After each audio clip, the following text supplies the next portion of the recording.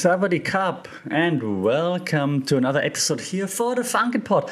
New year, new pod, new us, new everything. Well, not everything, but hey, if you're watching this, you see no more Christmas decoration in the background. So hey, indeed something has changed. So as you remember, hopefully from past episodes, usually we break down current things, current events, happenings, explain why they're happening and so on. But I thought to kick things off, I'm gonna be more positive. So new year, new me, new us, new everything. So new year, new media habits. Okay, so this first episode gonna be a more positive one, trying to talk about what can we do to make our media consumption more mindful?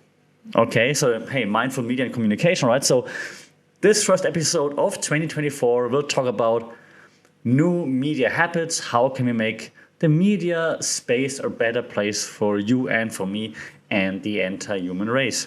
So let's just jump right into it because, well, let's be honest, right? I hope your hangover slowly faded away from partying like it's 1999.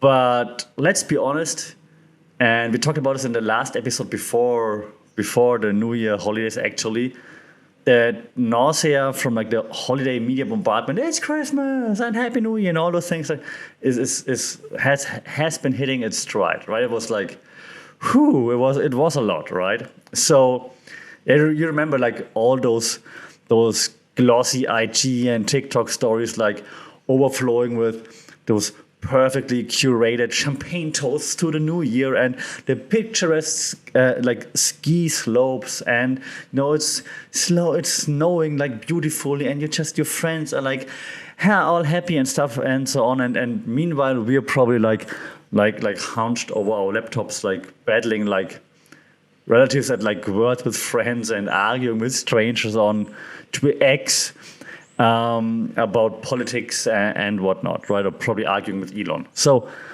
hey, here's the new beginnings, right?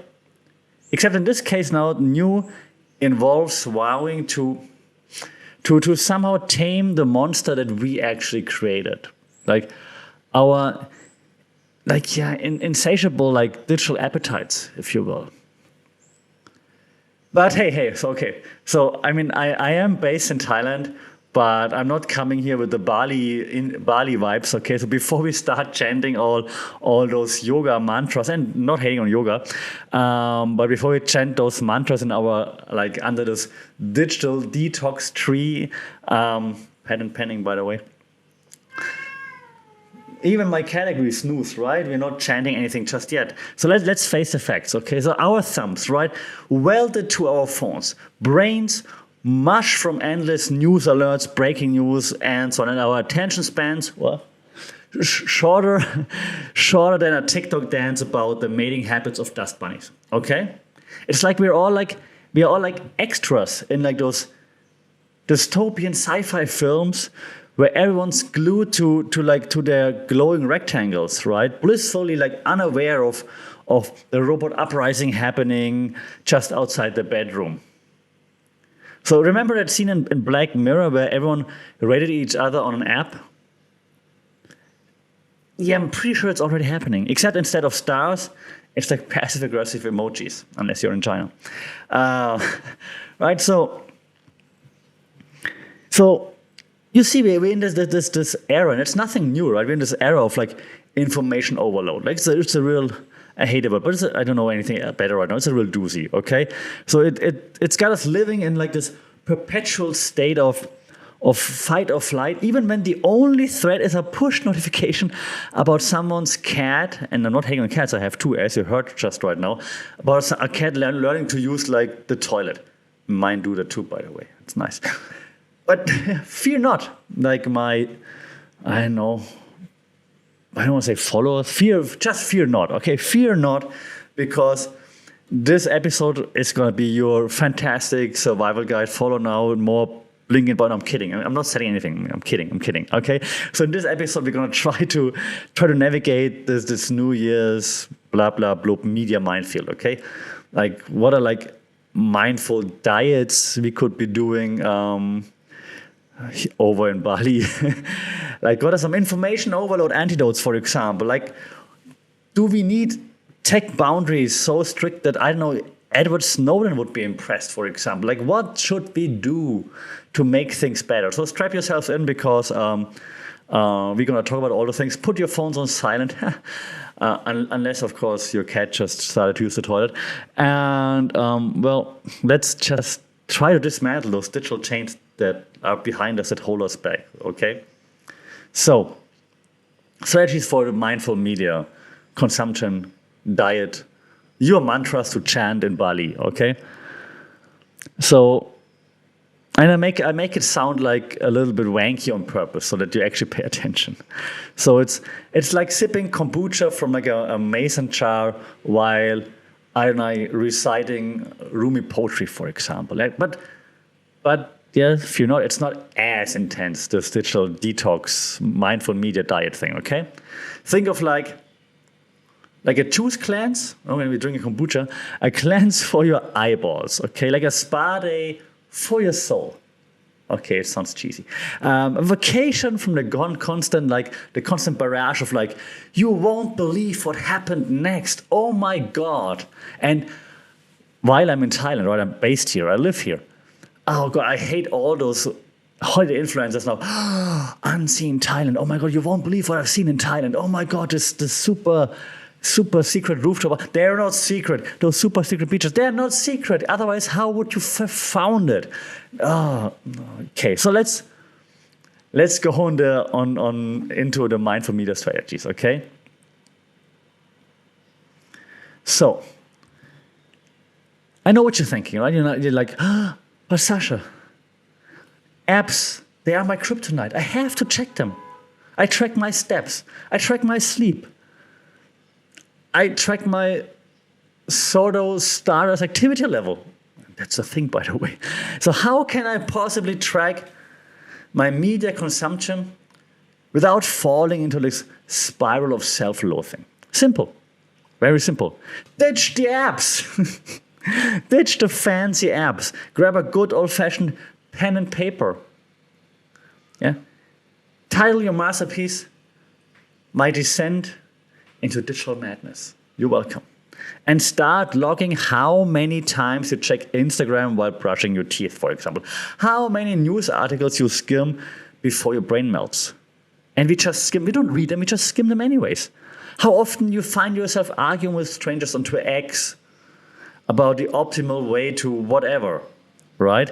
Trust me, this data that you get, if you actually do it, will be terrifyingly beautiful, because it will actually tell you something about yourself. Okay, it's beautiful, it's also terrifying.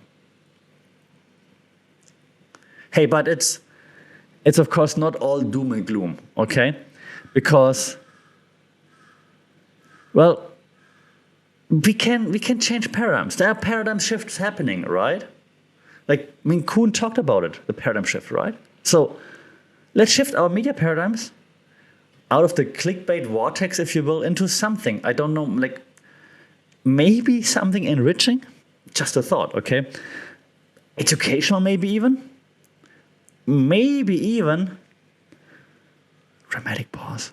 Something fun, instead of like mindlessly scrolling through Kardashians, and you see, that shows how old I am, like Kardashians Adventures.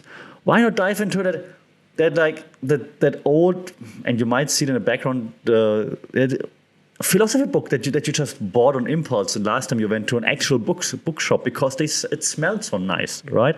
Or finally learn how to code that app that's been rattling around your head, like this super persistent earworm, for example, right? Remember, your attention span is it's a precious resource.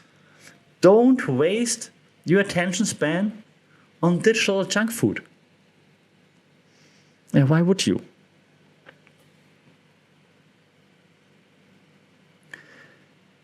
And of course, well, if you're feeling like truly adventurous, you can take your mindful media diet to the next level with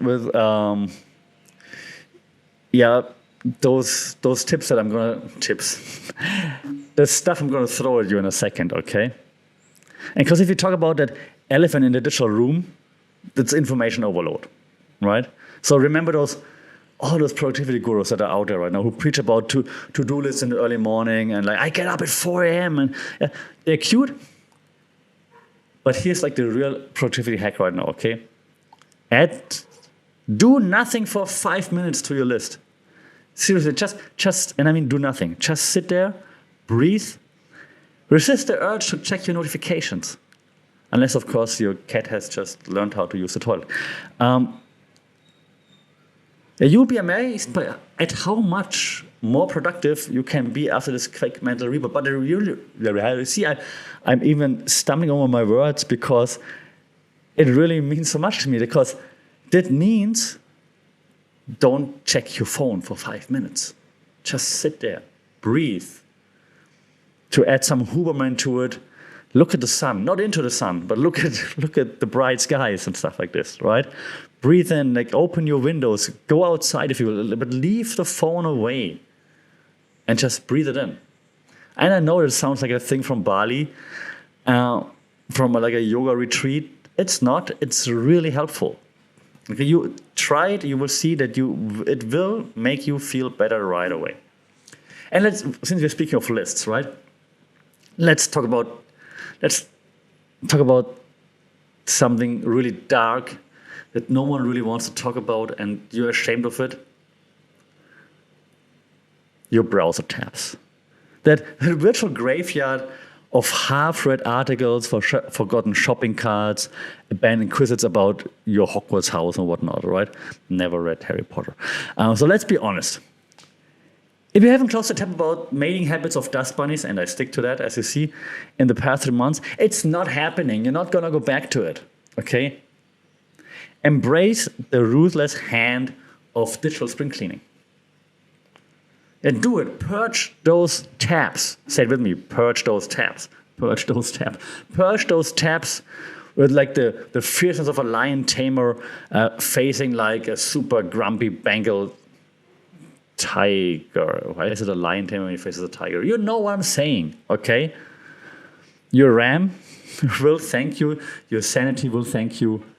And maybe, just maybe, you will actually find that one article about the history of this book you've been meaning to read since 2019, okay? But close those tabs. Purge them, purge them, purge them, purge the tabs, purge the tabs. Hashtag purge the tabs at FunGitPod. Okay? I'm looking for like a smooth transition, but there is none, so let's just keep going, okay? So, because information overload isn't just about clutter itself, right? It's about manipulation. Like we talked about this before, like agenda setting theory, remember? I hope you remember. Yeah, how the news media chooses what we consider important, how they frame the narrative, how they subtly, or not so subtly many times, actually like not so subtly anymore, right? Not just towards specific opinions. Well, it's time to become like, more savvy news consumers, in my opinion. So we question everything. Challenge every headline. Don't be afraid to call out the blatant fear-mongering and clickbait that masquerades like as journalism these days. So if it's not journalism, just call it out. It's not journalism, it's clickbait. Okay? Remember, critical thinking is your ultimate weapon against the tyranny of information overload. So critical thinking is more important than ever. So do it. Think critically. Okay? So don't forget that. I know I talked about it a bunch, so I'm not going to do another like lecture here. I do this enough with my students, but critical thinking is your friend. It's your ultimate weapon. And don't lay that one down, okay?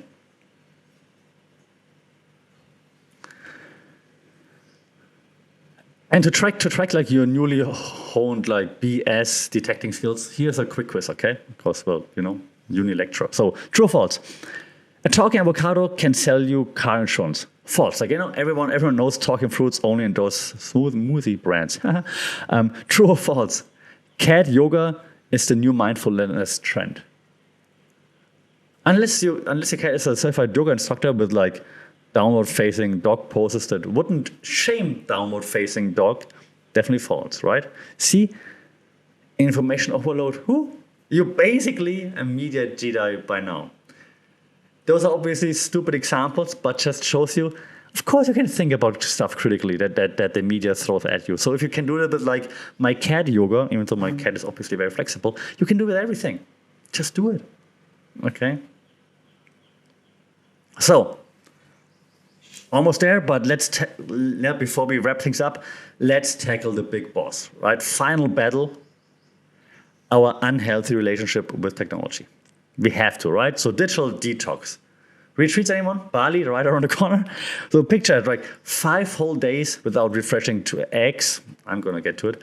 Surrounded by nature and other human beings who actually make eye contact without reaching for the phones.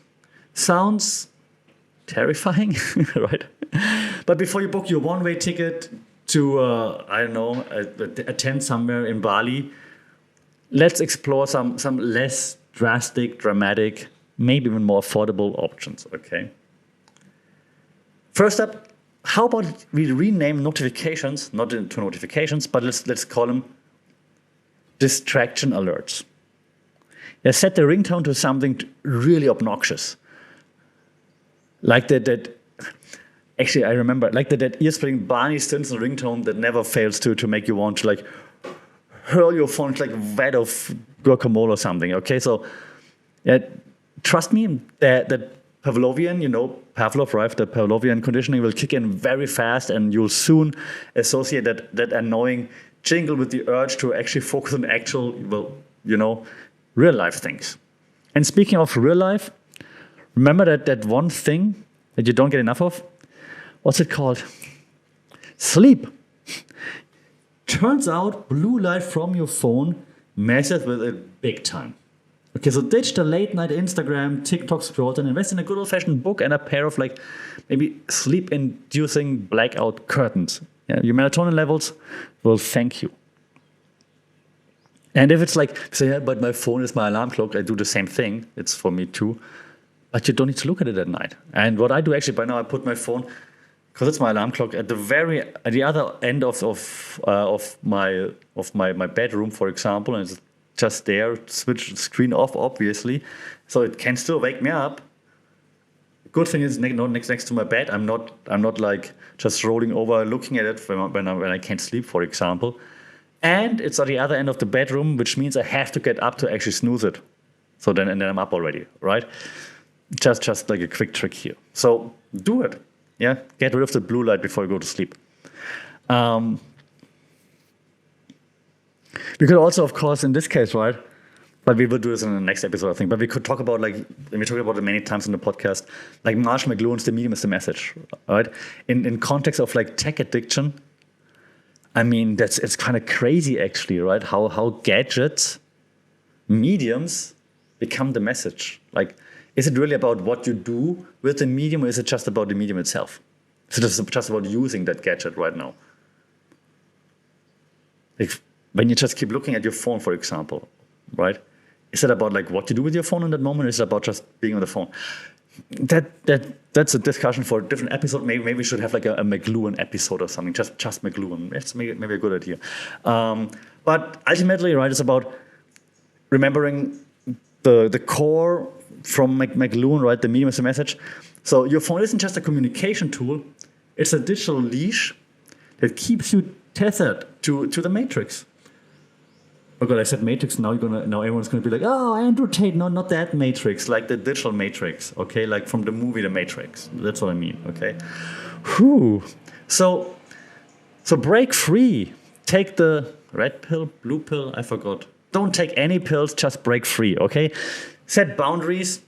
Be ruthless, and don't be afraid to say no to that siren song of notifications. Okay, remember, you're the master of your fate, of your digital universe, not the other way around. Okay? So, your roadmap to becoming a mindful media maven. There you go. Your roadmap to becoming a mindful media maven in 2024 is join me on my trip to Bali. No, I'm kidding.